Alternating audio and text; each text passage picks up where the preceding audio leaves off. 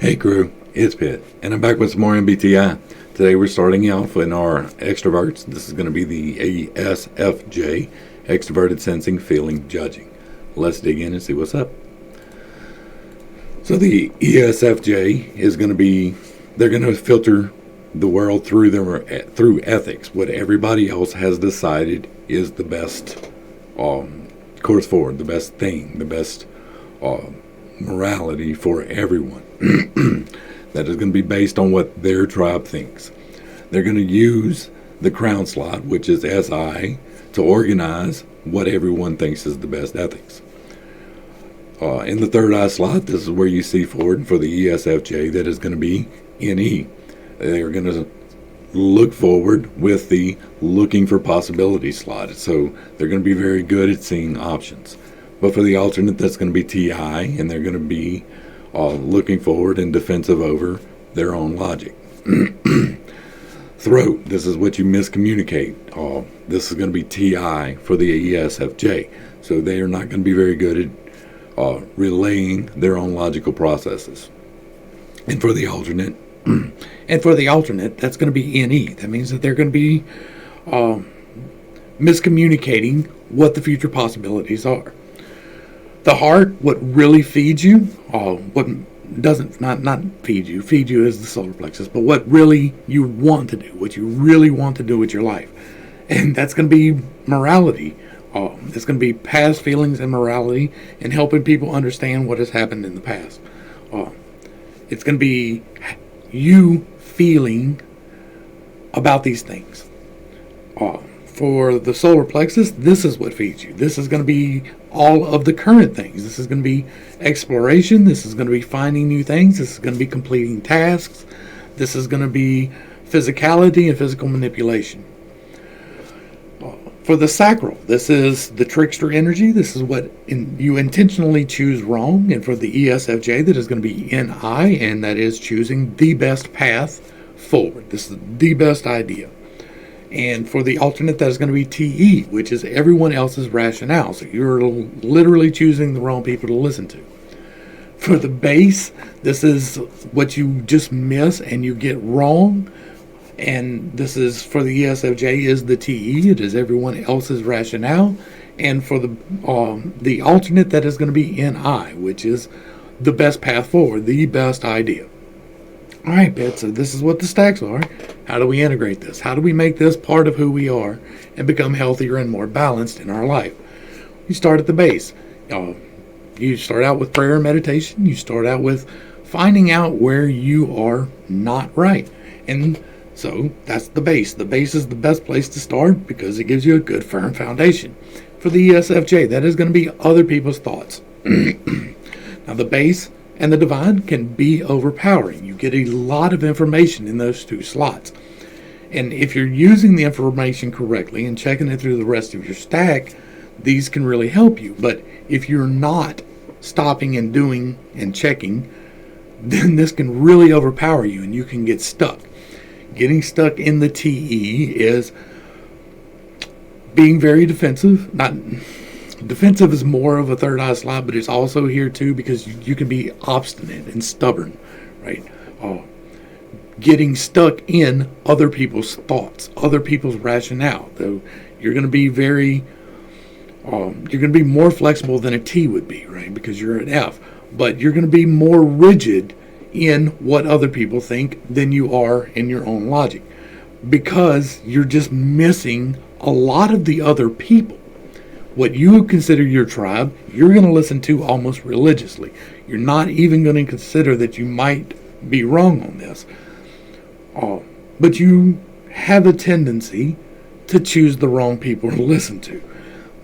That is not always, that is not everyone. That is never always, and it is never everyone. But for the most part, you're choosing the wrong people to listen to. You're getting the wrong rationale. You're not doing it on purpose. You're just accidentally doing it, right? Because you are purposely choosing the wrong option.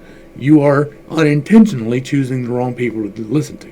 So you need to make sure that your tribe actually includes people that are beneficial to your life. You're going to have a habit of not doing that because you're very much concerned about other people's feelings and how you might make them feel with your actions. So you're going to have to stop and consider, okay, it may make these people feel bad if I cut them out of my life, but they serve no purpose for me. They're not making me a better person. All they do is bitch and moan and complain all day. All they do is take my money. All they do is keep me drinking. All they do is hold me down. You need to get away from those people. Those people will hold you in that cycle, and you have a tendency to want to listen to them. Again, this is not something that you are consciously choosing. So you think that your group is the one. You really do. You think that this group right here is the only option, and it is really, really not. There are so many different viewpoints out there that you can check out. And you're good at flexing around the tribe. You just need to expand your tribe. You need to listen to more TE so that you can actually choose the one that is going to actually work. For the alternate, their base is going to be NI, and so they are unintentionally choosing the wrong things. They're good at seeing they're kind of good at seeing the option. It's kind of low in their stack, right? It's in the throat, so they're miscommunicating the options. And so because they're miscommunicating the options, they are choosing the wrong ones. They're not getting all the options, and they're not getting any help from the TE. And so they're going to have a really hard time choosing the best thing. Your main thing is going to be choosing a thing. You're not going to want to choose things. You're going to be very wishy-washy. You're not going to want to put things set. If I say this and I make this a thing for me, then it might make the other people feel bad. So I'm not going to choose anything. That's this energy. And so you really need to start making choices. You need to make choices in your life. Consider the feelings. You're really good at that. Consider whether or not it is a useful thing based on past experience. You're good at that. And so you will have to expand your options and start actually considering the other options. But for right now, just start making small decisions where you normally would defer them. When you're like with your partner or with your coworkers or whoever it happens to be, if you would normally push off onto them a decision that you could very well make for yourself, then you need to start making that decision yourself. You need to quit being so wishy-washy. You need to be more firm in your SI, and that is going to feed you, right? When you get firm in your SI, which is what has happened in the past experiences, which you're good at, then it's going to feed your NI because you're going to be able to choose based on them past experiences. That's what's going to help you the most. It's actually starting to make choices. Once you start to make the choices, then you need to get into the considering the tribe. But first, start making choices for yourself. Period. You have a tendency to overgive to other people, so you need to slow it down and do for yourself. It is okay. It's not selfish to take care of yourself. It is not selfish to make decisions that are beneficial to you. Yes, you want to help the tribe. Yes, you want to be beneficial to the tribe. And those are good things. But you have a tendency to not take care of you for that. And you need to take care of you for that. So start making your own choices. Whenever lunch comes up and you're at work and everybody's deciding what to do for lunch, suggest something. Literally, just say, hey, what if we go here? There's a good chance that people will be like, yeah, that's a good idea. We've had good experiences. You remember that, right? And then we had good feelings. You remember that too. So use that. Tell them, hey, remember we all went to this place and it was great. We've never been back. Let's go back. That's you making a decision that will positively impact you in your peer group. That's how you start working on you. It's going to lead us into the sacral. The sacral is what you are intentionally choosing wrong. Now, you don't understand that you are intentionally choosing this wrong most of the time, but you are.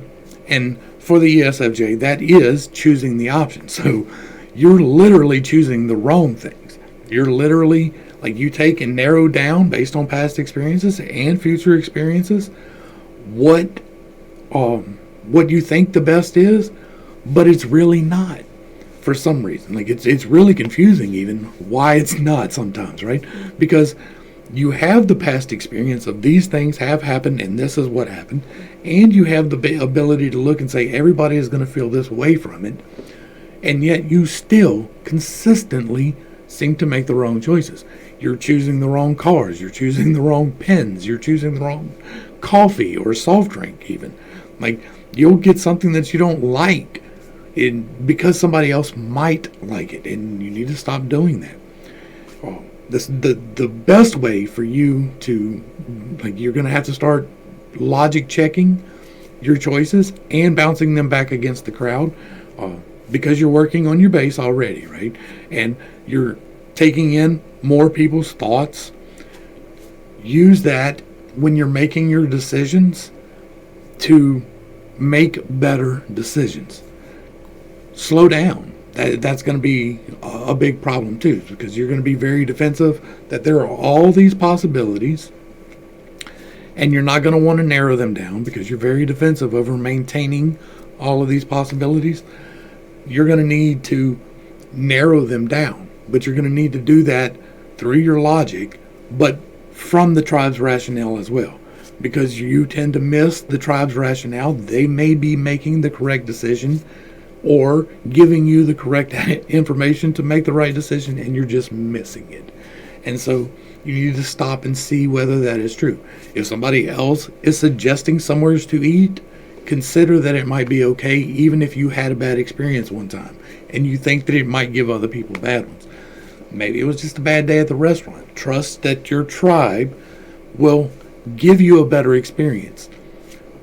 Now, if you keep going back and it keeps being bad, then by all means correct the tribe on that. Hey, no, this is a bad experience. We always have a bad feeling from this. I remember that.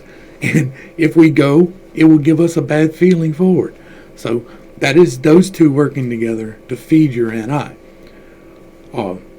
Your problem is going to be not having enough experiences to narrow it down too. So you need to pull in more experiences in order to make better decisions.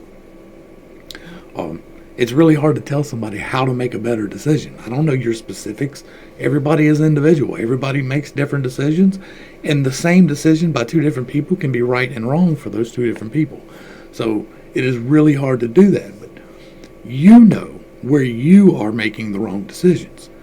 And now I am trying to help you understand why. It's because you are not taking in enough of the tribe's rationale.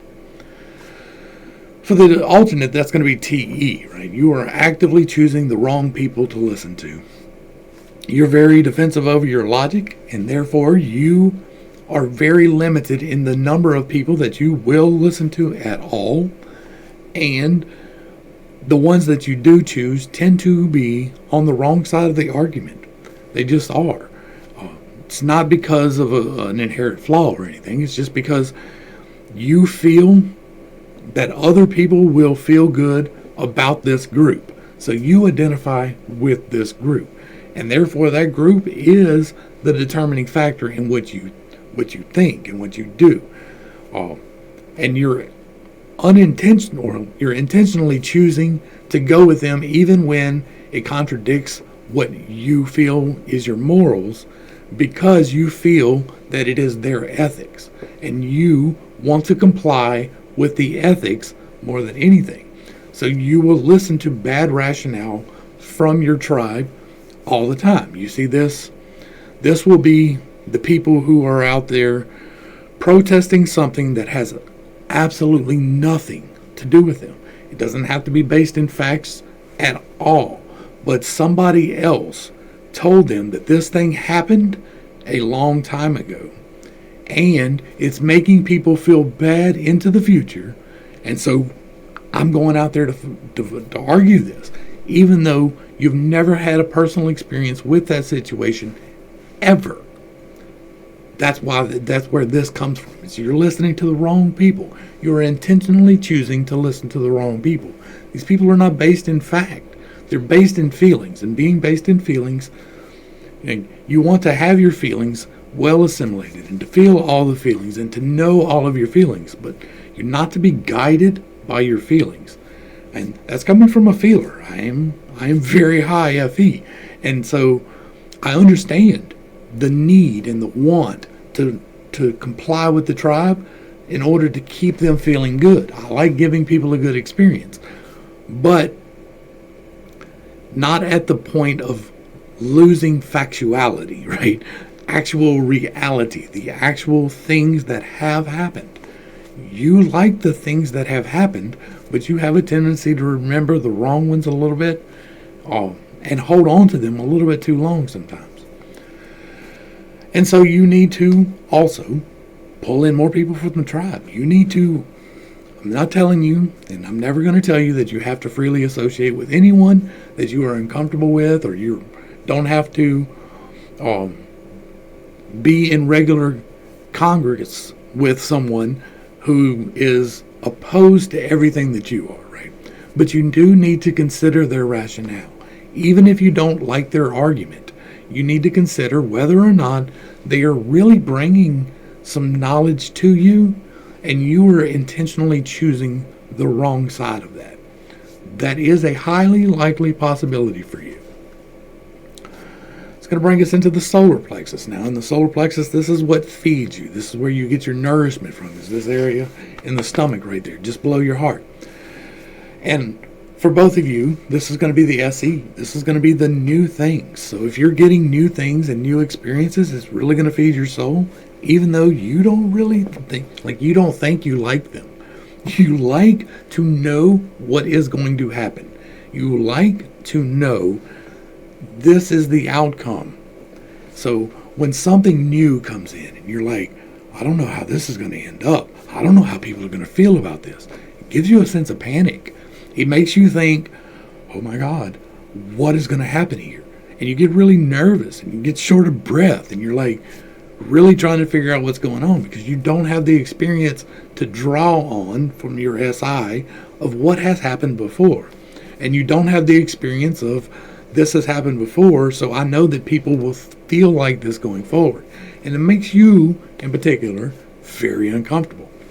So you're going to have to get more comfortable with the new things. You're going to have to go find new experiences. If you've never done something, that is no reason to not ever do it. That doesn't mean go out and jump on a bull because you've never rode on a bull. Does not mean to go jump off a cliff because you never jumped off a cliff, even though both of those things can be fun. But find something that you are comfortable with expanding your limitations, the limitations that you have put on you. You're like, oh man, this is so high, I cannot jump off of this cliff. But it's really a rush if you do it. And once you do it, you're like, wow, that was cool. I want to share that with people. I want to let other people know that this is a great feeling. There are so many great feelings out there. And it doesn't have to be dangerous. I use that because it is an extreme example. And it got an emotional response from you, whether you've done it or not, right? If you've done it, you're like, yeah, you're right. And if you haven't, you're like, what? Either way, it got an emotional response from you because it's really triggering something in you. You want the experience of things. You do. You long that. Like that's a deep longing for you because it will really nourish you. You love to know these things and you love to have things in their spot and you need to have the organization, but you do need to get out of your box.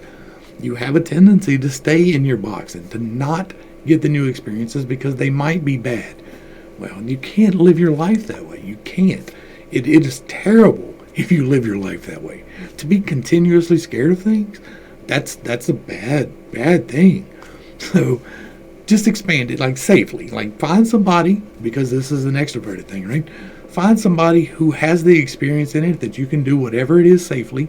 It could be hiking. You may not have ever been hiking.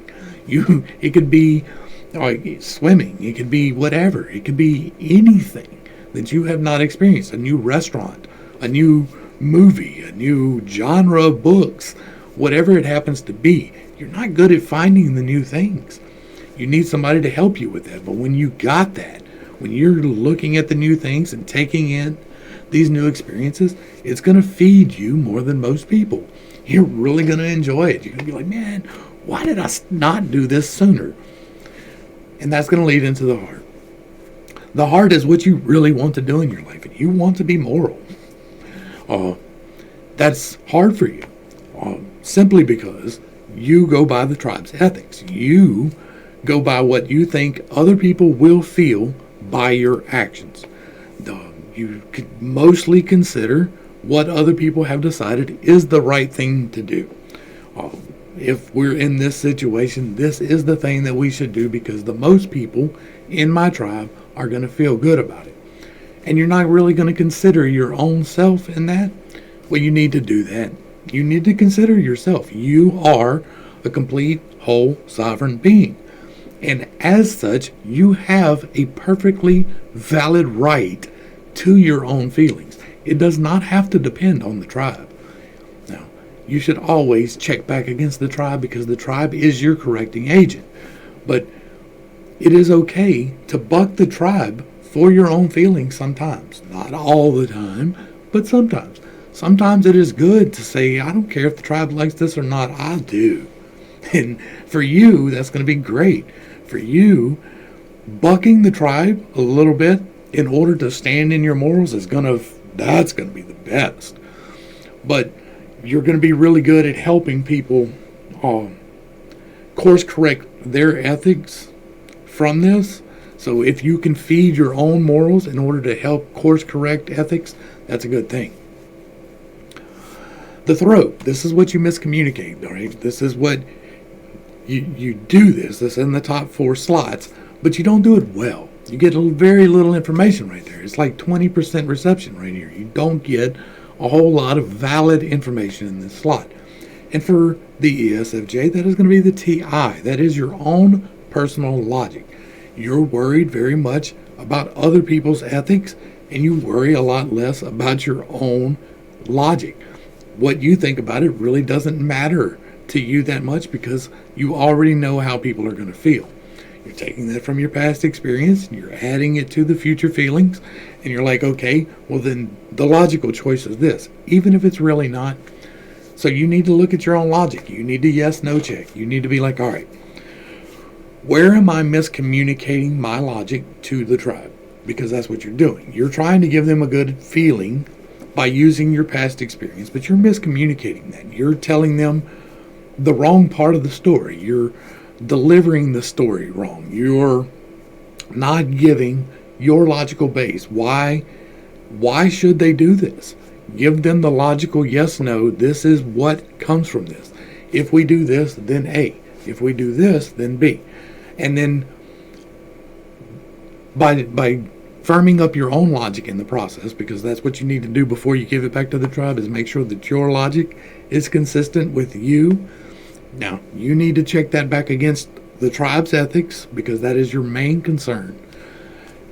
Once you've made sure that your tribe is the right one, right? And then check it against your morals and make sure that you personally are going to be okay with this. It's going to be hard for you. You have a hard time setting your morals firmly.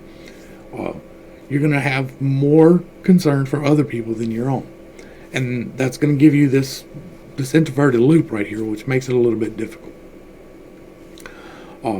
The throat for the alternate is going to be NE. They're going to miscommunicate any future possibilities. They're going to have a hard time seeing the future possibilities, more so than the ESFJ. You're taking the future feelings and filtering them through what has happened in the past. And because of that, you're having a hard time seeing anything outside of what has already happened in the past and what you consider other people will feel about it. So you're going to need to consider other possibilities. You've already pulled in more of your tribe. Take in some of their possibilities. Let them help you to see more possibilities. You'll be getting logic checking in just a minute, but you need to understand the rationale of others. You've already done that. And because you're understanding the rationale of others, you're already starting to see a little bit more possibilities. Take the time to really stop and consider them, though. Really stop and say, okay, this is what could possibly come from this. Why is this what could possibly come from this? It's going to feed into your logic. And then you need to communicate these things for both of you. Once you figure these things out, you need to communicate them to the tribe. That's what the throat slot is all about. It is about communicating. You just need to make sure that you are consistent in your communications, that you are actually communicating what you're actually thinking to people in a way that they can actually understand. You need to make sure that you're explaining to people what the future possibilities could be and why it could be that way. It's going to bring us into the third eye, right? This is what you get defensive over. This is the child slide. This is seeing forward, and because you see forward with this, you get defensive over it. You're like, okay, this is what's coming in the near future, and I see that, and I'm defensive over it. For the ESFJ, that is the future possibilities. You're taking what has happened and projecting slightly what could come from that. You do that better than the alternate does, but you don't do it as well as any lead would do. And so you have a tendency to get defensive over the wrong future possibilities. You've seen that this can happen and that it can make people feel this way. And so you're like, these are the only possibilities that I will actually consider. Well, that's not how life works. Even if you're only considering these options, there are more of them. And so you need to actually consider the more of them. Take the time to invest in that. Take the time to make sure that you are actually considering what all of the possibilities can be. You're going to have a tendency to overlook it. You're not going to miss all of them. This is like a 50% reception here. So you're getting about half and half of getting the future possibilities right, but you have a tendency to overlook some just because they don't comport with what you feel, like what you feel other people are going to feel, like, and based off of what you've already experienced. For the alternates, you're going to get defensive over your logic now, whereas the ESFJ is really not using their logic. You're using it to a default for the wrong things most of the time. This is about half the time. This is the 50-50 here. So your logic is not as consistent as you think it is, right? Because you completely are choosing the wrong rationale to base your logic on. Well, you've already worked on your rationale. You've already figured out why other people are making their decisions. Now you need to make sure that your decisions line up with that. Now, I'm not telling you that if it violates your morals or the tribe's ethics that you need to choose that because other people have chosen that. What I'm telling you is that you need to stop and consider and do your yes/no checks. You need to make sure that you are being logically consistent with you. And quit being so defensive if somebody is questioning your logic. The other people can have valid rationales. You just choose the wrong ones. So you get defensive because you're using this rationale even though it's the wrong one. You get defensive and claim that as your logic. You use that as the base for your yes/no checks. Well, that's a dumb thing to do. It's better for you to use what has happened in the past and what you feel people are going to know or feel in the future more than what other people think about it. Because when you do that, you tend to choose the exact wrong thing. So you need to base your logic in facts. You need to base your logic in what has actually happened and the things in front of you. And that's going to help you a lot. That's going to bring us into the top two. This is the crown and the divine. This is where things get easy. It is 90% and 70% reception here. And so in the crown, you're both going to be SI. You are both going to remember things very well. Like you've got like a 70% retention rate on details. This is what has happened. This is organization. When you get into the top two slots with SI, you have a tendency towards OCD because you like things to be aligned correctly. And if they're not, you get a little bit upset. You feel responsible for things being recorded. You feel responsible for things being factual and true, but you have a tendency to miss the other stuff. So once you balance this out, you're the record keepers. You are the people who are writing down the results to all of the things that happen. You're the historians. You're the people who are looking more with a more objective eye towards accurately recording what has happened in the past. And as long as you can keep the feelings separated from it for a great degree, you're really good at that.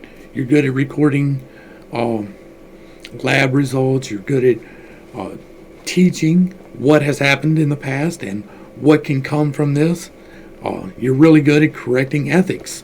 And so you play into your strengths. Develop those. Once you've worked on the rest of your stack and you're actually getting the right input from the right people, and you're actually looking at the other possibilities, you're really good at making sure that the things get slotted where they need to go.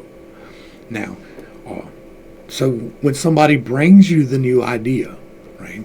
Somebody brings you the NE and you're like, okay, this is a new idea. Where can I? Well, it kind of fits with this past event.